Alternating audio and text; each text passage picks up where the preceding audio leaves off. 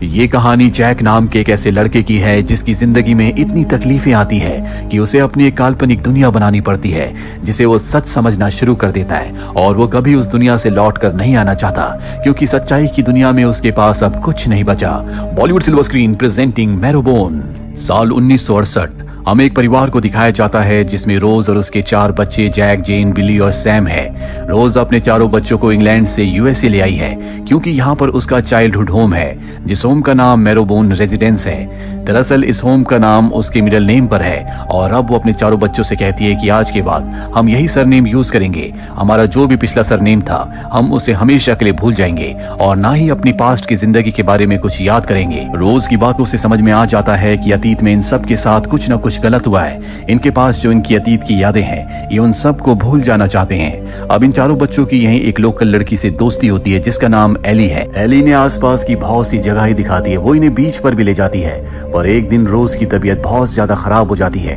उसके पास उसका बड़ा बेटा जैक होता है। वो जैक से कहती है कि मुझसे वादा करो कि तुम हमेशा अपने भाई बहनों का ध्यान रखोगे। जैक कहता है कि मैं वादा करता हूँ। इसके बाद एली एक लेटर की तरफ इशारा करती है। जैक उस लेटर को लेने जाता है और ठीक उसी वक्त उसकी मॉम रोज की मृत्यु हो जाती है। अब जैक उस लेटर को पढ़ता है जिसमें उसकी मॉम रोज ने लिखा होता है कि जब तक तुम 21 साल के ना हो जाओ मेरी मृत्यु के बारे में कभी किसी को मत बताना। मेरी मृत्यु को एक राज ही रहने देना क्योंकि यूएसए में एक रूल है, जब तक घर में कोई 21 साल का ना हो जाए वो अपने भाई बहनों का या अपने छोटों का गार्डियन नहीं बन सकता। और क्योंकि इस परिवार में कोई भी 21 साल का नहीं है इसीलिए तुम सबको अलग अलग ऑर्फनेज में भेज दिया जाएगा। दरअसल रोज ऐसा नहीं चाहती थी और अब जब इन चारों को ये बात पता चल चुकी है तो ये एक दूसरे से वादा करते हैं कि ये अपनी मॉम की मृत्यु के बारे में तब तक किसी को कुछ नहीं बताएंगे जब तक जैक 21 साल का नहीं हो जाता। इसके बाद ये अपनी प्रॉपर्टी में अपनी मॉम को दफना देते हैं। कुछ दिन बीत जाते हैं और एक दिन जैक की बहन अपने कमरे में फ्लावर पॉट के अंदर फ्लावर्स लगा रही होती है। तभी उसके कमरे में कोई गोली चलाता है जो शीशा तोड़कर अंदर आ गई होती है। वो बाहर देखती है जहाँ पर एक आदमी गन लेकर इन्हीं की प्रॉपर्टी इन्हीं के घर की तरफ आ रहा होता है और अब वो अपने भाई जैक को आवाज लगाती है। इसके बाद हमें 6 महीने बाद का वक्त दिखाया जाता है जहाँ पर ये चारों के चारों भाई बहन इसी घर में रहते हैं। लेकिन जैक का जो छोटा भाई होता है उसे घर के अंदर बहुत डर लगता है। कई बार वो शीशे में अजीब अजीब सी आकृतियां देखता है, इसीलिए इन्होंने घर के सभी शीशों को ढक दिया होता है। अपनी मॉम की मृत्यु की बात छुपाने के लिए तय करते हैं कि जैक ही सिर्फ घर से बाहर जाएगा। जैक घर का सामान लेने बाहर जाता है। कई बार वो जानबूझकर अपनी मॉम की दवाएं भी ले आता है ताकि सबको यकीन हो जाए कि उसकी मॉम जिंदा है, जिनकी तबीयत बहुत ज्यादा खराब है, इसीलिए वो घर से बाहर नहीं आती। अब जैक एक लाइब्रेरी में जाता है जहाँ पर एली काम करती है। दरअसल अब जैक और एली एक दूसरे को बहुत पसंद करते हैं और एक दिन जैक जब लाइब्रेरी में होता है तभी वहाँ पर एक लॉयर आता है जो जैक को देखकर कहता है कि तुम्हारी मॉम ने घर को अपने नाम ट्रांसफर करने के लिए एप्लीकेशन दी थी। मैंने सारा प्रोसेस कर लिया है। कल मैं तुम्हारे घर पर आऊंगा। तुम्हें $200 की फीस देनी होगी। साथ ही मुझे तुम्हारी मॉम के सिग्नेचर लेने, जिसके बाद वो घर तुम्हारी मॉम के नाम हो जाएगा। ये सारी बातें सुनने के बाद जैक डर जाता है। दरअसल वो नहीं चाहता कि उसकी मॉम की मृत्यु का राज खुले, इसीलिए वो लॉयर से कहता है कि मैं अपनी मॉम के सिग्नेचर खुद करवा कर ले आऊंगा। उनकी तबीयत बहुत खराब है, वो किसी से नहीं मिल सकती। लेकिन लॉयर कहता है कि मैं घर आकर ही उनके सिग्नेचर लूंगा। ये बात सुनकर जैक परेशान हो जाता है। वो जल्दी से अपने घर आता है जहाँ पर वो अपने भाई बहनों को सब कुछ बताता है। इनकी सबसे बड़ी परेशानी ये होती है कि इनके पास $200 नहीं है। तभी जैक को उस बॉक्स के बारे में याद आता है जो मरने से पहले उसकी मॉम ने उसे दिया था और कहा था कि इसके अंदर पैसे हैं, पर इन पैसों को कभी इस्तेमाल मत करना क्योंकि ये श्रापित है। और अब जैक और उसके भाई बहनों के पास उस पैसे को इस्तेमाल करने के अलावा कोई दूसरा रास्ता नहीं है। इसीलिए जैक का छोटा भाई बिली उस बॉक्स को लाता है। ये उस बॉक्स को खोल कर देखते हैं जिसमें पैसे होते हैं। अब इनके पास $200 है, पर इन्हें अपनी मॉम के सिग्नेचर भी करने होंगे। इसीलिए जैक की बहन उन सिग्नेचर्स को कॉपी करना शुरू कर देती है जो कि उसकी मॉम के हैं। अगली सुबह लॉयर इनके घर पर आ जाता है जहाँ जैक ने जानबूझकर बाहर ही उसका बैठने का इंतजाम किया होता है। वो लॉयर को बाहर बिठाता है। जैक उसे $200 देता है जिसके बाद कहता है कि मैं अपनी मॉम के सिग्नेचर करवा कर लाता हूँ। वो बाहर नहीं आ सकती क्योंकि उनकी तबीयत खराब है और वो डॉक्यूमेंट्स लेकर अंदर चला जाता है जहाँ जैक की सिस्टर हूबहू अपनी मॉम के सिग्नेचर्स को कॉपी करके डॉक्यूमेंट्स पर कर देती है। लेकिन अब लॉयर भी अंदर आ चुका है। वो देखता है कि घर के सारे शीशे ढके हुए हैं। उसे बहुत अजीब लगता है, जिसके बाद जैक उसे डॉक्यूमेंट्स देता है और जब लॉयर सिग्नेचर चेक करता है तो वो सिग्नेचर हूबहू उसकी मॉम के सिग्नेचर की तरह होते हैं। लॉयर यहाँ से चला जाता है, पर अब उसे कुछ न कुछ शक है। इसीलिए वो एली से मिलने जाता है, क्योंकि उसे पता है कि जैक और एली एक दूसरे को पसंद करते हैं। वो एली से पूछता है कि तुम जैक और उसके परिवार को कब से जानती हो। वो बताती है कि पिछले कुछ महीनों से। वो जैक के पिता के बारे में भी पूछता है, लेकिन एली कहती है कि मैं उसके पिता के बारे में बहुत कुछ नहीं जानती, मुझे बस इतना ही पता है कि वो एक क्रूअल इंसान थे, जिस वजह से वो अपने पिता को उनके घर को छोड़कर हमेशा के लिए इंग्लैंड से यूएसए आ गए। वही हमें घर पर जैक के छोटे भाई को दिखाया जाता है, जिसे घर में कुछ न कुछ साया दिख रहा होता है। वो बहुत ज्यादा डर जाता है। जैक अपने छोटे भाई को विंडो पर ले जाता है, जहां से उसे दूर पहाड़ी पर एली का घर दिखता है। वो एली को एक लाइट जलाकर सिग्नल देता है और उस सिग्नल को एली वहां पर देख लेती है। वो भी टॉर्च जलाकर जैक को सिग्नल देती है। अब अगले दिन एली और जैक मिलते हैं, जहां पर एली जैक से उसके पिता के बारे में पूछती है। जैक कहता है कि वो एक शैतान थे, उन्होंने हमें बहुत परेशान किया, लेकिन अब वो हमें परेशान नहीं कर सकते, क्योंकि हमेशा के लिए हम उन्हें छोड़कर यहाँ पर आ चुके हैं। ये बताते बताते जैक बहुत परेशान हो जाता है। एली उसे संभालती है। दूर से लॉयर सब कुछ देख रहा होता है, जो खुद भी एली को पसंद करता है, लेकिन उसे पता है कि जैक और एली एक दूसरे को पसंद करते हैं, इसीलिए वो जैक से नफरत करता है। अब जैक अपने घर पर आ जाता है, जहां पर उसका छोटा भाई उससे पूछता है कि तुम कहाँ गए थे। वो कहता है कि मैं बाहर गया था। उसका भाई कहता है कि मुझे पता है कि तुम बार बार एली से मिलते हो, तुम उसे बहुत सारी बातें बताते हो। इन दोनों के बीच में आर्गुमेंट्स होना शुरू हो जाते हैं। वहीं जैक का सबसे छोटा भाई, जो कि अपनी मॉम के कमरे में होता है, वो चेयर से गिर जाता है। मिरर का शीशा हट जाता है और तभी मिरर में उसे एक साया दिखता है, जिससे वो बहुत ज्यादा डर जाता है। दूसरी तरफ हमें जैक को दिखाया जाता है, जो बेहोश हो गया था, और अब जब उसे होश आता है तो वो अपने भाई बहन के पास जाता है, जो दोनों बहुत परेशान होते हैं। जैक उनसे पूछता है कि क्या हुआ। वो बताते हैं कि हमारे छोटे भाई ने एक बार फिर से मिरर में किसी का साया देखा।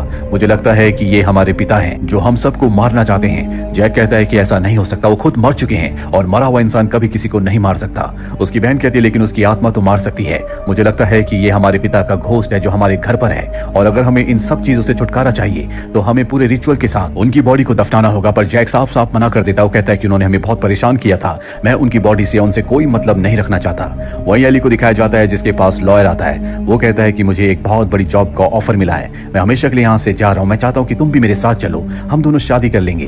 पर एली उसे मना कर देती है, क्योंकि वो जैक को पसंद करती है। इसके बाद लॉयर उसे न्यूज़पेपर की कुछ कटिंग्स देता है और कहता है कि जैक के पिता की न्यूज है, वो एक शैतान थे जिन्होंने अपने बच्चों को अब्यूज किया था, जिसके बाद उन्हें जेल हो गई थी, पर कुछ वक्त पहले वो जेल से भाग चुके हैं। ये सब जानने के बाद उसे कुछ समझ नहीं आता, क्योंकि जैक ने उसे कहा था कि उसके पिता की मृत्यु हो चुकी है। वहीं हमें जैक के घर पर दिखाया जाता है, जहां उसकी बहन को एटिक से कुछ आवाजें आती हैं और अब वो धीरे धीरे एटिक की तरफ बढ़ना शुरू कर देती है। तभी वहां पर एक रकून आता है, जिसे एटिक से कोई अंदर खींच लेता है, जो देखकर वो डर जाती है। इसका मतलब है कि एटिक के अंदर कोई ना कोई है। वहीं दूसरी तरफ लॉयर को उस फर्म का कॉल आता है, जो उसे जॉब ऑफर कर रही थी। वो कहती है कि अब हमें कोई भी एम्प्लॉय की जरूरत नहीं है, हमें एक पार्टनर की जरूरत है। अगर तुम हमारी कंपनी के पार्टनर बनना चाहते हो तो $5000 में तुम हमारी कंपनी के 10% शेयर्स खरीद के कंपनी के 10% पार्टनर बन सकते हो। ये बात सुनकर लॉयर को बहुत खुशी होती है, लेकिन उसके पास $5000 नहीं है।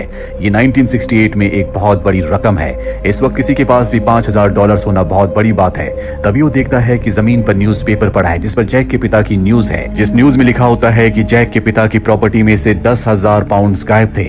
और अब लॉयर समझ जाता है कि हो ना हो ये पैसे जैक और उसके परिवार के पास हैं, जो अपने पिता की प्रॉपर्टी से 10,000 पाउंड चुरा कर ले आए थे। वो जैक से मिलता और उसे ब्लैकमेल करता है। वो कहता है कि मुझे पता है कि वो पैसे तुम्हारे पास हैं, उसमें से $5000 मुझे दे दो, मैं किसी को कुछ नहीं बताऊंगा। जैक ये बातें सुनकर परेशान हो जाता है। दरअसल जो बॉक्स उसकी मॉम ने दिया था और कहा था कि ये श्रापित बॉक्स है, उस बॉक्स के अंदर वही 10,000 पाउंड थे, जो ये अपने पिता के घर से ले आए थे। दरअसल जैक के पिता एक हैवान थे, जिन्होंने अपनी ही बेटी के साथ जबरदस्ती की।